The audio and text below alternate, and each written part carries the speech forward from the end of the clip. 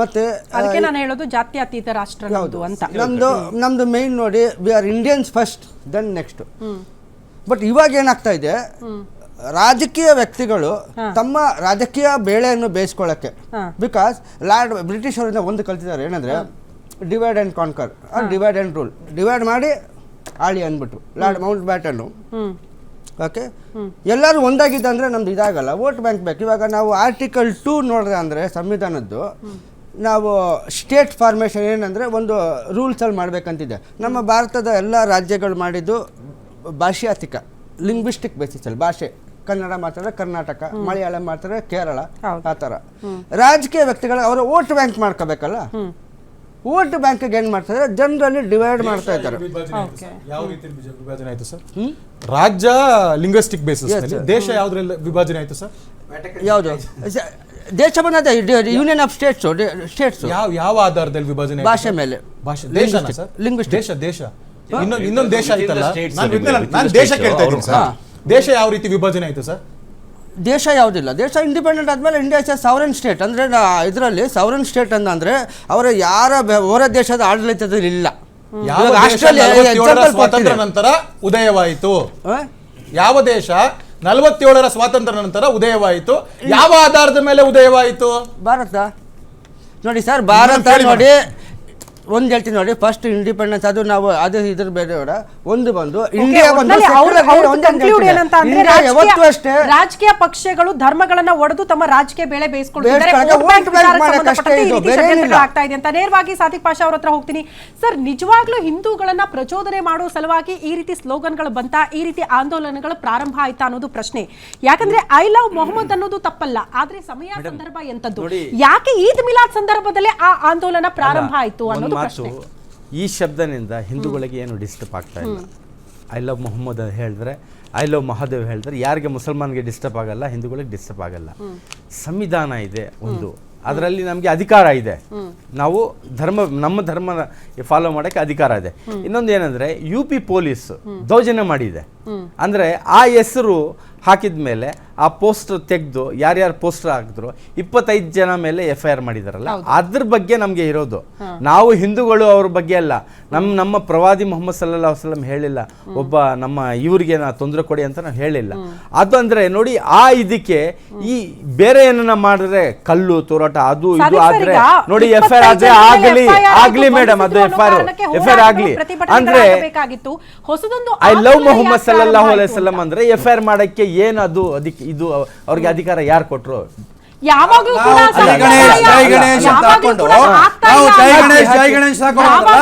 500 ಜನ ಮೇಲೆ FIR ಮಾಡಿದಾರಲ್ಲ, ಯಾವ ನೈತಿಕತೆಯಿಂದ ಮಾಡಿದ್ರಿ? ನಾವು ಹೋಗ್ಬಿಟ್ಟು ಈ ಹೆಸರು ದೇವಸ್ಥಾನ ಆಗ್ಲಿ ಅವರನ್ನು ಡಿಸ್ಟರ್ಬ್ ಮಾಡ್ಲಿಲ್ಲ. ನೂರಾರು ವರ್ಷ ಹೆಸರು ನಮ್ದು ಸಾವಿರಾರು ವರ್ಷದ ಇತಿಹಾಸ ಇದೆ. ಕಲ್ಲೆಲ್ಲಿಂದ ಬಂತು? ಕಲ್ಲು ಯಾರು ಕರ್ನಾಟಕದಲ್ಲಿ ಅಲ್ಲಿ 20 ಜನ ಮೇಲೆ FIR ಮಾಡ್ಬಿಡುದ? ಎಲ್ಲಿ 20 ಜನ? 500 ಜನ ಮೇಲೆ FIR ಮಾಡಿದ್ರೆ ಯಾವ ಮುಸ್ಲಿಂ ಮುಖಂಡ ಅವ್ರ ಮನೆಗಳನ್ನು ಭೇಟಿ ಗುಜರಾತ್ನಲ್ಲಿ ವಿಸ್ತಾರ ಮಾಡ್ಕೊಂಡು ದೇಶ ವಿಭಜನೆ ಮಾಡ್ಕೊಂಡು ಪಾಕಿಸ್ತಾನ ಮಾಡೋದಕ್ಕೆ ಹೊರಟಿದ್ದಾರೆ. ಐ ಲವ್ ಮೊಹಮ್ಮದ್ ಸಲ್ಲಲ್ಲಾಹು ಅಲೈಹಿ ವಸಲ್ಲಂ ಅವ್ರನ್ನ FIR ಅಲ್ಲ, ಇವತ್ತು ಕರ್ಕೊಂಡು ಹೋಗ್ಬಿಟ್ಟು ಎನ್ಕೌಂಟರ್ ಮಾಡ್ಬೇಕು. ಅವ್ರನ್ನ FIR ಅಲ್ಲ, ಎನ್ಕೌಂಟರ್ ಮಾಡ್ಬೇಕು. ನೀವು ತಳವಾರ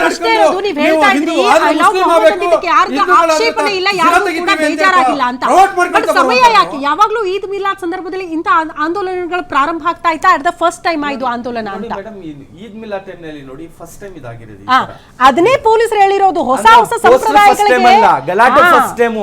ಪೊಲೀಸ್ FIR ಫಸ್ಟ್ ಟೈಮ್ ಮಾಡಿ, first time UP government first time case ಹಾಕಿದಾರಲ್ಲ, ಅದ್ರ ಮೇಲೆ ಫಸ್ಟ್ ಟೈಮ್ ಆಗಿದ್ದು UPಯಲ್ಲಿ.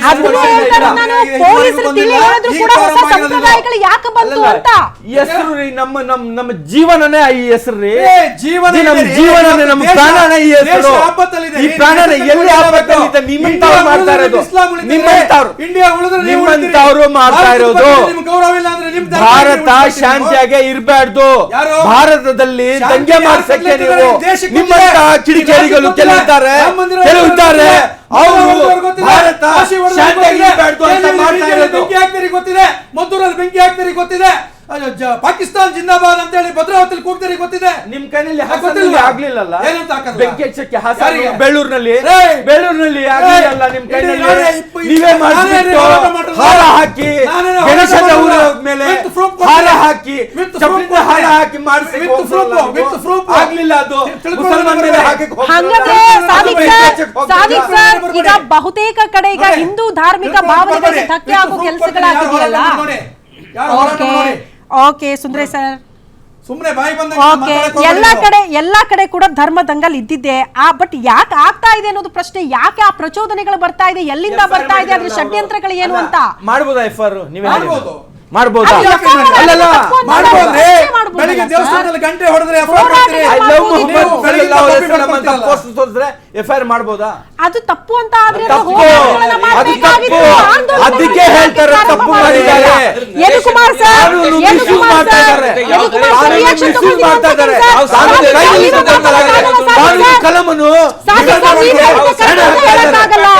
ನೋಡಿ ರಾಜ್ಯದಲ್ಲಿ ಹೇಳಿ ಸರ್. ಹೇಳ್ತಾ ಇದಾರೆ FIR ಮಾಡಿದ್ದು ತಪ್ಪು ಅಂತ ಹೇಳ್ತಿದ್ದಾರೆ. ಅಲ್ಲಿಂದ ಪೊಲೀಸರು ಗೊತ್ತಿರುತ್ತೆ ಕಾನೂನು ಚೌಕಟ್ಟು ಯಾವ ಮೀರಿದವ್ರನ್ನ ಎಲ್ಲಾರನ್ನೂ FIR ಮಾಡ್ತಾ ಇದ್ದಾರೆ. ಒಂದ್ ನಿಮಿಷ ಸರ್, ಯೋಗಿ ಗೊತ್ತಿದೆ, ಒಂದ್ ನಿಮಿಷ ಯೋಗಿಗೆ ಗೊತ್ತಿದೆ. ಕೇಳಿಸ್ಕೊಳ್ಳಿ ಸರ್, ಕೇಳಿಸ್ಕೊಳ್ಳಿ. ಹಾಗಾದ್ರೆ ಸುಮೋಟೋ ಸಹ ನಮ್ಮ ಸ್ನೇಹಿತರು ಹೇಳ್ದಂಗೆ 500 ಕೇಸ್ಗಳು ಹಿಂದೂಗಳ ಮೇಲೆ ಸುಮೋಟೋ ಹಾಕಿದಂತದ್ದು ಅದನ್ನ ಹಾಗಾದ್ರೆ ಕೆಜಿಯಲ್ಲಿ ಡಿಜಿಯಲ್ಲಿ ಬೆಂಕಿ ಹಚ್ಚಿ ಅಂತದ್ದು ನಿಜ ತಾನೆ? ನಿಜ ಅಂತ ಇರ್ಬೇಕಾದಾಗ ಒಬ್ಬ ಶಾಸಕ FIR ಆಗಿ ಕೇಸ್ ನಡೀತಾ ಇರ್ಬೇಕಾದಾಗ ಮಂತ್ರಿ ಮಂಡಳದಲ್ಲಿ ಅದನ್ನ ಪ್ರಸ್ತಾಪಿಸ್ತಾರೆ, ಇವರೆಲ್ಲ ಅಮಾಯಕರಂತ. ಇವ್ರ ಕೋರ್ಟ ಇವ್ರ ಸಚಿವ ಸಂಪುಟ ಕೋರ್ಟ್ ಮೇಡಮದಲ್ಲಿ ಕೋರ್ಟ್ ತೀರ್ಮಾನ ಮಾಡ್ಬೇಕು. ಅವನು ಕೊತ್ಮೀರಿ ತರಕ್ ಹೋಗಿದ್ನ, ಬಾಂಬ್ ಹಾಕಕ್ ಹೋಗಿದ್ನ, ಬೆಂಕಿ ಹಚ್ಚಕ್ ಹೋಗಿದ್ನ ಅಂತ ಇವ್ರ ಸಚಿವ ಸಂಪುಟದಲ್ಲಿ ಇದು ಓಲೈಕೆ ಅಂತ ಅಂದ್ಬಿಟ್ಟು ಈ ಓಲೈಕೆನ ನಾವು ವಿರೋಧಿಸ್ತೀವಿ. ಇನ್ನೊಂದು ತಾವ್ ಹೇಳ್ತಾರೆ ಐ ಲವ್ ಮೊಹಮ್ಮದ್. ಓಕೆ, ನೀವು ಪ್ರೀತಿಸಿ, ನಿಮ್ಮ ಮಸೀದಿಗಳ ಪ್ರೀತಿಸಿ, ನಿಮ್ಮ ಮನೆಗಳ ಪ್ರೀತಿಸಿ. ರೈಲ್ವೆ ಸ್ಟೇಷನ್ ನಮಾಜ್ ಯಾಕೆ ಮಾಡಕ್ ಬರ್ತೀರಾ? ಪಬ್ಲಿಕ್ ಪ್ಲೇಸಸ್ ಅಲ್ಲಿ ನಮಾಜ್ ಯಾಕೆ ಮಾಡಕ್ ಬರ್ತೀರಾ? Ground public places national highway ನಮಾಜ್ ಯಾಕೆ ಮಾಡ್ತೀರಾ?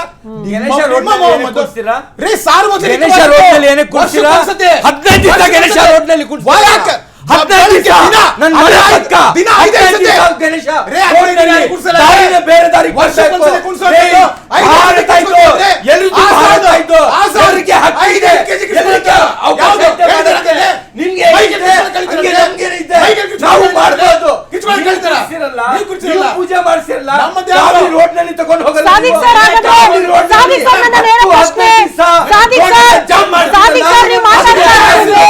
ಹಿಂದೂ ಭಾವನೆಗಳಿಗೆ ಧಕ್ಕೆ ಆಗೋ ರೀತಿಯಲ್ಲಿ ಮಾತಾಡಬೇಡಿ ಸರ್. ನನ್ನ ನೇರ ಪ್ರಶ್ನೆ ಸಾದಿಕ್ ಅವ್ರಿಗೆ, ಹಂಗಂದ್ರೆ ನಿಮ್ಮ ಧರ್ಮದಲ್ಲಿ ಯಾವುದೇ ಮೆರವಣಿಗೆಗಳು, ಯಾವುದೇ ಜಾಥಾಗಳು, ಯಾವುದೇ ಆಂದೋಲನಗಳು ಪ್ರಾರಂಭ ಆಗ್ತಿಲ್ವಾ? ನೀವು ಯಾಕೆ ಮಾತಾಡ್ತೀರಿ?